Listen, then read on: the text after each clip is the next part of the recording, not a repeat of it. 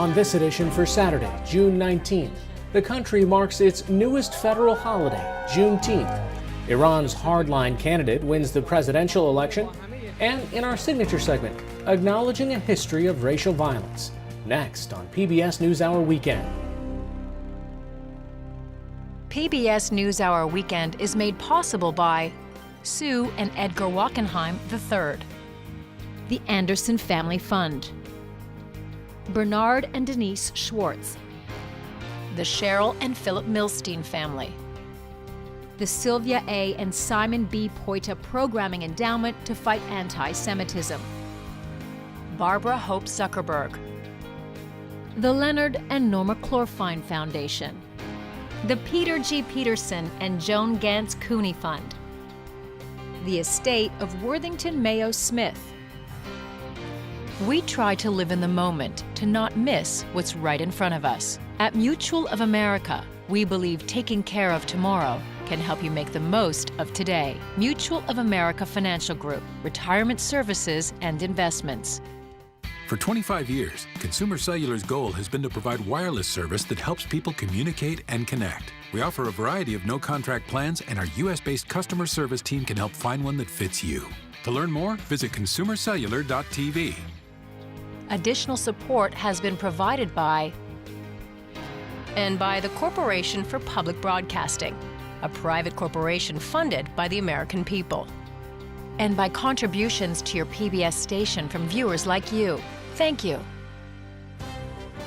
Good evening and thank you for joining us. The former head of Iran's judiciary was elected the next president of Iran as expected today. Ebrahim Raisi is a protege of Iran's supreme leader Ayatollah Ali Khamenei and is viewed as a political hardliner. Raisi is under U.S. sanctions for human rights violations, including the violent suppression of opposition activists in 2009 and his role in the mass killing of political prisoners in 1988. The final result of the four-person presidential election was not in doubt after more moderate competitors were disqualified. The lack of competition was evident in the turnout, which was the lowest in the history of the Islamic Republic. More than half of all voters stayed home, according to data from Iran's Interior Ministry. Outgoing President Hassan Rouhani met with Raisi today and pledged a smooth transition. Rouhani was barred by law from seeking a third term. Raisi's election comes as the Biden administration is trying to revive the 2015 nuclear deal, which eased sanctions in exchange for allowing inspections. In 2018, then-President Donald Trump pulled out of the pact and reinstated sanctions on Iran, crippling that country's economy. This afternoon, the commission working to restore the nuclear pact said it will resume meeting tomorrow in Vienna.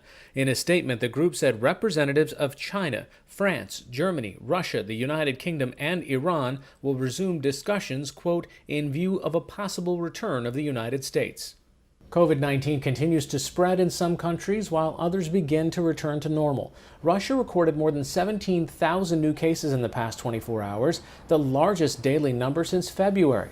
Moscow's mayor announced new measures to curb the virus, limiting gatherings to fewer than 1,000, creating new curfews for bars and restaurants, canceling major concerts, and closing dance halls. The mayor says 89% of Moscow's new cases are the highly contagious Delta variant, which was first seen in India. In Afghanistan, a third wave of the virus has overwhelmed the country's medical facilities. The daily case count there averaged more than 2,300 this week. The country is facing a major oxygen shortage, leading to rationing of oxygen at hospitals and crowds outside oxygen facilities with empty tanks to be refilled. Tropical storm Claudette made landfall in Louisiana early this morning, bringing heavy rain and winds to the Gulf Coast. Tornado and flash flood warnings were issued across much of the southeastern U.S. The storm is expected to lose strength and become a tropical depression as it crosses into the Carolinas. Meanwhile, from the west to the Great Plains, many states are seeing temperatures reaching new record highs. A heat dome or high pressure system is trapping the hot weather and may keep the temperatures high through the weekend. Americans are celebrating Juneteenth today for the first time since it became an officially recognized federal holiday earlier this week. Today marks the day 156 years ago that Union soldiers arrived in Galveston, Texas with news that slavery was over, more than 2.5 years after President Abraham Lincoln's Emancipation Proclamation. Today, celebrations took place across the country, including in Galveston, where an annual parade marks the holiday. In New York City, a new statue of George Floyd was unveiled today. It will be permanently installed in Manhattan later this month. For the latest national and international news, visit pbs.org/newshour. As we mark Juneteenth today, it's important to remember that this, of course, was not the end of racial terror in the United States. More than 6,500 black people, mostly men, were lynched between the end of the Civil War in 1865 and 1950, according to the Equal Justice Initiative, a nonprofit that researches and memorializes these crimes. While we might imagine that these acts of racial terror were only in the Deep South and the former Confederacy, many border states were not immune, including Maryland, which is now the first state in the country to formally start a truth and reconciliation process to reckon with this painful and violent history. Special correspondent Brian Palmer has our report, which is part of our ongoing series exploring hate, anti-Semitism, racism, and extremism. A quick warning that this segment includes graphic descriptions of violence. In the center of downtown Salisbury on Maryland's Eastern Shore, the historic Wicomico County Courthouse stands today as it did in 1931. Back then, this supposed Hall of Justice was the site of a brutal extrajudicial killing, the lynching of 23-year-old Matthew Williams. You know, he was a normal child. I mean, he played with his cousins. He loved going to watch pictures. And during the Depression, he had money in 2 bank accounts. He had a stable job, was employed, and he was able to maintain employment. Charles Chavis Jr. is a historian at George Mason University and the author of the forthcoming book, The Silent Shore, The Lynching of Matthew Williams and the Politics of Racism in the Free State. The horrific lynching of Matthew Williams was reported widely at the time, including in the Afro-American, a black-owned paper in nearby Baltimore. While there are differing accounts of what happened that day, what we do know is that Williams worked for a wealthy white business owner in Salisbury. After an altercation, Williams' boss was dead, and Williams himself suffered several gunshot wounds but was still alive. Once word got out, a white mob formed at the hospital where he had been taken. The nurse in charge of the segregated black ward reportedly stepped aside to allow his abduction. There's a famous quote that's actually published in the Baltimore Sun where she says, "If you're going to take him quietly." The injured Williams was thrown from a hospital window and dragged several blocks to the courthouse. The white mob tortured, hanged, and then burned his body. The crime was captured in this drawing that ran in the Baltimore Morning Sun. Williams was not only lynched on the courthouse lawn, but his body was taken after, when it was burned, to the black section of Salisbury, put on display for onlookers to drive by, while the local police department directed traffic. No one has ever been held accountable for his killing. Matthew Williams is buried somewhere in this cemetery, his grave unmarked. But after nearly 90 years since the lynching of this black man, the city of Salisbury is beginning to acknowledge its history of white racial violence. When the mob came for him, they faced little resistance. On a recent Saturday, a group of several dozen people gathered to retrace the path that the mob took as it dragged Williams to his death. From the hospital where he was kidnapped, still a medical center, across the Wicomico River to the courthouse lawn. The occasion was the unveiling of a sign memorializing Williams, an unidentified black man found beaten to death a day later and believed to be a victim of the same mob, and Garfield King, an 18-year-old black man lynched in the county in 1898. This marker is not the finish line, it's literally us passing the baton on a relay race. Local activists Amber Green and James Yamakawa helped lead the effort to get a marker installed for these 3 victims of racial terror. Their journey started more than 5 years earlier, after they had seen a very different historical marker just feet from where Matthew Williams was murdered. We walked downtown and passed the courthouse. And we saw the Confederate marker. We saw this Confederate marker there. And we were like, who the heck is this guy? That plaque on county land honored John Henry Winder, a Confederate general born on Maryland's Eastern Shore. It wasn't the issue that it was a Confederate marker. It was the fact that you had the audacity to put a Confederate marker less than 100 feet of where a black man was lynched. I'm not letting that go. After years of fighting by activists to have it removed, officials quietly took it down last June, after the murder of George Floyd. Opposition to the Confederate sign and support for a lynching marker came not just from activists, but also from Salisbury's Democratic mayor, Jake Day. Just as government and society's formal processes can be used to protect race-based intimidation, violence, and inequity, so too can it bring those long-standing but rotten pillars tumbling down. In January 2020, the city of Salisbury formed a lynching memorial task force to start the process of erecting a memorial. As the mayor, I've got an obligation to do what my predecessor back then didn't do. He told our citizens, if you're black, stay inside tonight to avoid getting killed, getting lynched. What I realize is I've got to say, come out. This is your city. Come stand with me in the middle of the city. We'll put up a sign that says, this space is a space where we won't forget what happened and we'll never let it happen again. It's not just the city of Salisbury that's beginning to reckon with the lynchings in its not-so-distant past. In April of 2019, Republican Governor Larry Hogan signed a law that created the Maryland Lynching Truth and Reconciliation Commission. It's the first commission of its kind in the United States. Charles Chavis Jr. is the vice chair. There's a hyper-emphasis that's placed on states in the Deep South, Maryland only having around 44 documented lynchings, but nowhere near the amount that Mississippi and other states have. It gets overlooked. But what we have to recognize is that there are other communities who suffered both systemic racism and racial terror, and their wounds have yet to be healed as well. The commission is staffed by the Maryland Attorney General's office, and commissioners include historians and community members. Starting this fall, the commission will hold public hearings around the state. Our main task by the law is to investigate and research each individual case. And so we are pulling together a narrative of what happened. And we see it as a part of the healing process and the part of radical truth-telling that has to take place and be centered as we begin to move towards whatever type of remedies. We have to focus on truth. Truth must be first. So for Matthew Williams in the jars. For descendants of Matthew Williams, knowledge of his murder came only recently, almost 90 years after the event. I get a phone call, wee hour, late night, early morning. Jeannie, cousin's been lynched. And, I'm like, what? Jeannie Jones learned about the lynching of Williams last year after Chavis and a genealogist he was working with got in touch with her family. Williams, whose nickname was Buddy, was her great-grandmother's nephew. Jones had never heard the story of his death. I felt like I just got a black eye. That's how I felt.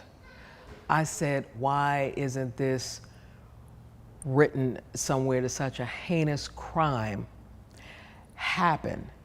And where's the accountability for it? Jones brought her 13-year-old daughter Jordan with her to Salisbury to participate in the unveiling, where they read a poem. I am the descendant of Matthew Williams, born in 1908. Another baby was born in 1973. His name, George Floyd. It hurts, and it will continue to hurt. Some healing does happen, that we're having this memorial. I can go back, my daughter can go back, her children can go back and say, this has happened, what have we learned? How have we done better? Has anything changed? Chavis says that facing and memorializing lynching is a vital step this country must take to grapple with violence against African Americans, past and present. The biggest task that we have moving through this century is to really find a way to connect with our shared humanity and see the humanity of individuals, not only from Matthew Williams, but also to George Floyd, Breonna Taylor, and others.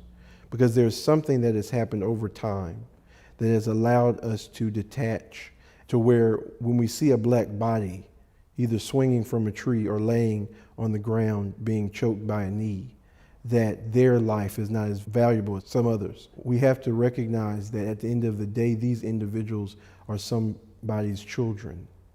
For activists James Yamakawa and Amber Green, the installation of this marker was a hard-won victory, but it's hardly the end of a long struggle for social justice in Wicomico County, they say.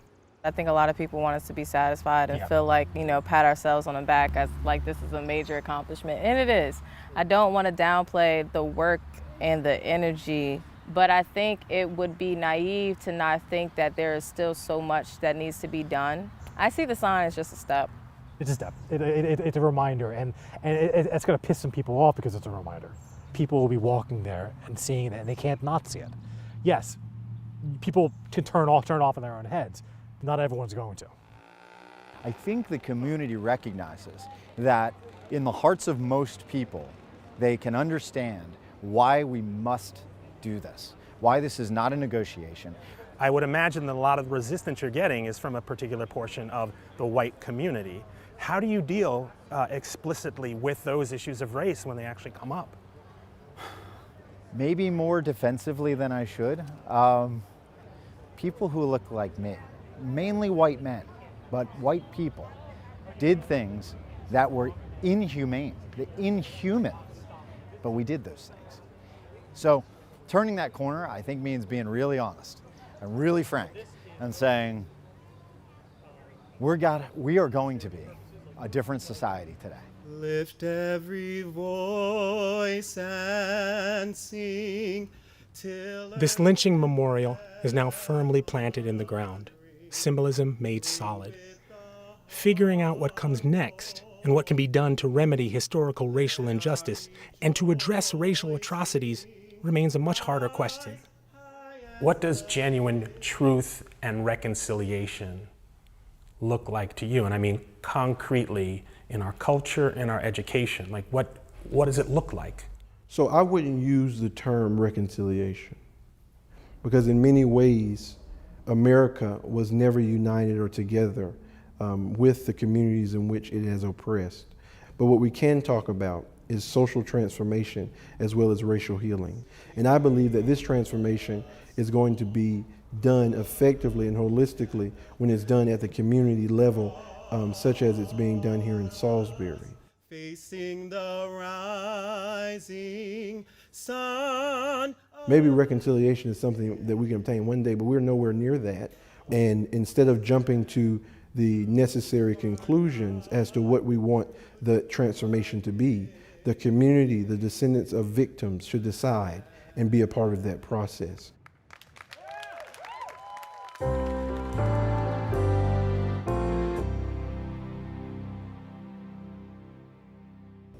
June is also the month that the country celebrates Pride in support of the LGBTQ community. And while representation for people of color and LGBTQ Americans has grown in mainstream culture, it still lags behind for people who are members of both communities. NewsHour Weekend's Yvette Feliciano spoke with an author who is trying to change that. Growing up gay and black in the 1990s, photographer and documentarian Jamal Jordan says he never saw himself represented in popular media, even as LGBTQ people gained greater visibility in U.S. culture. It really felt that that was just a white queer moment that I just could not be a part of, right? Decades later, those long-held feelings drove him to write a series for the New York Times, Queer Love in Color, which he has expanded into a book. In it, Jordan documents the stories of queer couples of color from all over the U.S., Canada, and South Africa. How did you eventually choose all of the couples that are featured in the project? I made a list of about 20 cities that I wanted to visit. I started in my hometown of Mobile, Alabama. It was really important for me to start in my hometown, I think, because I want every queer child to know that the love they want is possible wherever they are. And so it was really healing for me to be able to go home and say, like, this community existed, it always had existed, and the thing that I thought would never be possible was always just in my backyard, right? The experience of queer people of color is often so associated with struggle. Yeah. And there's such a wide range of experiences in your book, specifically with Mike and Phil in Detroit. Why did you decide to feature them? When you're trying to build your identity around like the stories that are told around you, it hurts when the only thing you see is pain and trauma at the expense of telling the stories of happiness, love, joy, and like flourishing that we're like there, but just uncovered. Mike and Phil spoke a lot about how important like their elders were in the time, and how being coming of age in Detroit in 1967, 68, having older queer people to look up to was such an important thing for them. So like they've like made a big part of their life mission to be that same place for other people. There's something so like, psychologically profound about being able to be a kid and look up to some older person and know that that's a possibility model for yourself. What was it like to document queer family life? And what was your relationship to LGBTQ families before this project? All the kids that I met, they had like really fascinating things to say about love and like seeing their parents have to navigate the larger structures that make it difficult for queer parents to like raise children, and like how much of a reflection of love that was for them. So they're perceiving that even at their perceiving young that even age. as a young age, because you know kids are a lot smarter than we give them credit for. There's one couple, El Farouk and Troy. They said one thing so succinctly that I think a lot of the parents that I met felt, and it was that they did a lot of work to build a family for themselves, but now they're doing other work to make the world better for the child that they've brought into it. Are there any stories or couples that stick with you on a daily basis? I always go back to the story of Amisha and Nina. They met as friends in 2001, and they had a 14-year back and forth of being deeply in love with each other, but not really confessing it to each other. Eventually, they have this like really beautiful moment after 14 years where they have this phone call at 3 in the morning in which they meet after and cuddle for an hour and then, you know, plan the rest of their life together. I think about it a lot because I think so much of the pain of not being able to see like images of love that reflect you is that you kind of lose out on the like serendipity and magic of like love and meeting people and connections. It gave me a new like goal, hoping that like as we normalize more images of queer people of color, we let queer people feel that magic, the serendipity of love too, and approach it more with happiness and openness instead of fear. How important is visibility, the visibility of queer love? I don't think that I'm overstating it in saying that like for a lot of people, particularly younger people, it can really be a matter of like life or death, you know? In tying the stories in the book together, I learned just how common it was for the people in it to feel that they'd grown up and never heard a positive thing about like being a queer person of color, or actively had people tell them that like they had less value, their love would be impossible. And I think that there's such a radicalizing power of being able to say like, so look, there are people like you, they exist all over the world. This is PBS NewsHour Weekend, Saturday.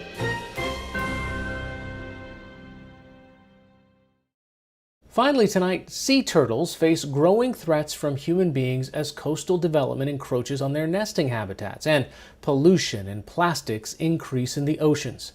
In Dubai, a luxury hotel and resort group with beachfront real estate is also home to a project devoted to saving sea turtles. Along the coast of the United Arab Emirates, there's a rescue operation underway. Staff members from the Dubai Turtle Rehabilitation Project are bringing sick and injured sea turtles along the beaches back to their aquariums and special turtle lagoons. In the spring, they're on the lookout for critically endangered hawksbill turtle nests. From around March until June, the critically endangered hawksbill turtles come to our beach to lay their eggs. In the winter months, when the water's very cold, these same turtles that have hatched earlier in the year struggle with the temperature fluctuations and end up washed up on our shores. Researchers at the project say there are only about 8,000 nesting female hawksbills worldwide. The population has declined 87% over the last 30 years. All sea turtle species rehabilitated here get medical treatment and monitoring. Once that critical care part is finished and the animals are getting better, they are moved to state-of-the-art turtle lagoons, where the animals spend the last parts of the rehabilitation process, and we can monitor their general health and how they acclimate to the local conditions. Some of the sea turtles become full-time residents at the resort-based facilities. Those that make a full recovery are returned to the ocean. Last Wednesday, on World Sea Turtle Day, the Conservation Project released 30 turtles into the sea. Since its founding in 2004, the Dubai-based program says it has saved more than 2,000 turtles.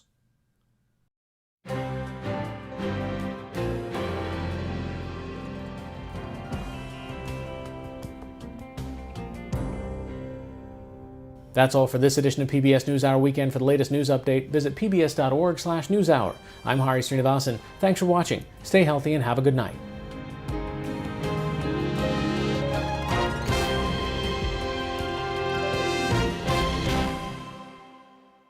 PBS NewsHour Weekend is made possible by Sue and Edgar Wachenheim III, the Anderson Family Fund, Bernard and Denise Schwartz, the Cheryl and Philip Milstein family, the Sylvia A. and Simon B. Poita Programming Endowment to Fight Anti-Semitism, Barbara Hope Zuckerberg, the Leonard and Norma Clorfine Foundation, the Peter G. Peterson and Joan Gantz Cooney Fund, the estate of Worthington Mayo Smith.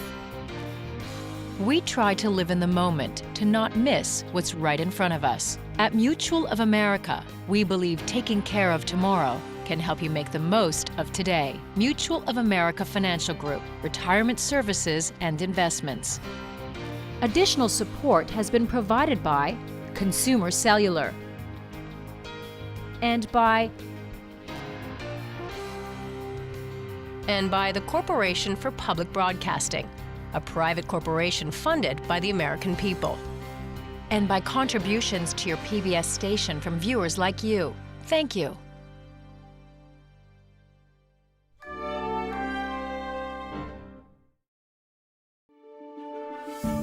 You're watching PBS.